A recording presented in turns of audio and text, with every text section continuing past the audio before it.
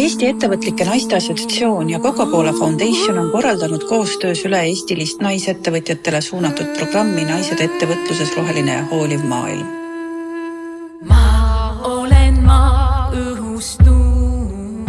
Programm sai alguse 2019. aastal EENA vabatahtlike liikmete eestvedamisel loodud samanimelisest üle-euroopalisest liikumisest, mis koondab endas rahvusvahelise ettevõtlike naiste võrgustiku, seega saab sel korral läbi 5. hooaeg. Meie programmi eesmärgiks on laiendada ja toetada üle-eestilist naisettevõtjate kogukonda, kes loob ja arendab rohelisi ning jätkusuutlikke ettevõtteid või soovib oma olemasolevat ärimudelit kestlikumaks muuta. Lisaks me soovime luua ja arendada ning inspireerida mikro-, väike- ja keskmise suurusega naisettevõtjate oskusi, kes tegutsevad oma kogukondades jätkusuutliku elu ja ettevõtluse eestkõnelejatena.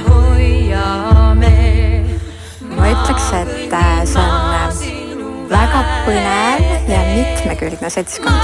Et see on hästi palju naisi, kellel kõigil on nagu mingid erinevad oskused või nad on erinevates valdkondades ja samas me oleme nagu oma murede ja visioonidega nagu hästi sarnased.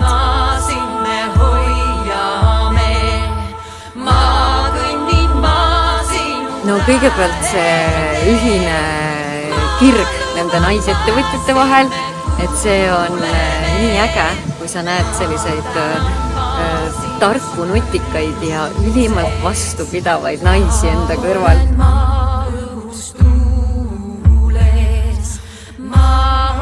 Roheäri kiirendis osaleme me seetõttu, et tahame oma ettevõtted veel kestlikumaks muuta, pluss siis töötame välja uut e-koolitust, kuidas siis paremini orienteeruda rohemärgistes puhastusainete puhul.